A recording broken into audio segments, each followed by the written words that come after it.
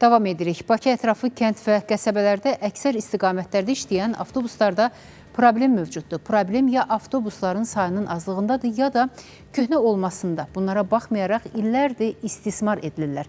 173 saylı avtobusdan şikayətçi olan sərnişinlər qaynar xəttimizə video göndərərək illərdir bu xəttdəki avtobusların yenilənməsini gözlədiklərini deyirlər. Əməkdaşımız Rəşad Vəkiloğlu sözü gedən şikayətlə bağlı sujet hazırlayıb, izləyək.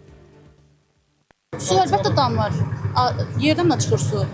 Ayağımız falan, şalvarımız palça oldu. Yağışı yola veririk.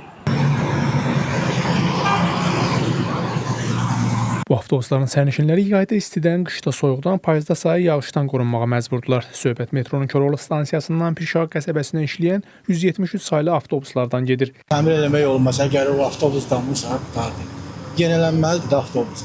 Sərnişinlər deyir ki, avtobuslar köhnəldiyi üçün yağış həm damdan, həm də döşəmədən avtobusların içinə dolur. Deyirlər ki, bu vəziyyətdə avtobusda oturmaq mümkünsüzdür. Üstəlik xəttin alternativi də yoxdur. Buna görə də məcburiyyət qarşısında taksilərdən istifadə edirlər. 173 saylı avtobuslarda qiymətlər artırılmasa da, ancaq xidmət keyfiyyəti də illərdir dəyişilməz olaraq qalıb. Xəttdə olan avtobusların əksəriyyəti uzun müddətdir istismar müddətini başa vurduğu üçün hətta yağışlı, qarlı günlərdə yağış qar avtobusun birbaşa içərisinə dolur. Bu isə avtobuslardan istifadə edən sərnişinlərin həm həyatını təhlükə atır, həm də avtobusun içərisində olan zaman onlar üçün diskomfort yaradır. Bəs ictimai nəqliyyatda qiymət artımı xidmət keyfiyyətinin artırılmasına hesablanıbsa, 173 saylı daşıyıcı şirkətin rəhbərliyi necə köhnə avtobusları yeniləri ilə əvəzləməyi düşünürmü?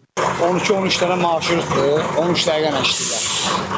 Yəqin ki, yaxın zamanlarda dəyişərlər olanlar. Yağış olanda niyə onun qarşısını almırlar? Onların indi boy avtobusun olur da indi. İşte olmağı normaldır. Yox, indi yuxarısı tutulur, böyürlərində liboy avtobuslarda olur.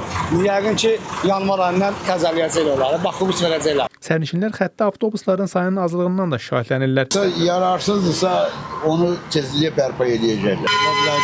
Bir neçə avtobusdur, onun baxırdı, indi birində, ikisində bəlkə ola bilər. Bu marşrutlar dəyişilməlidir. Kənd ətrafı vəbşə bismillədir.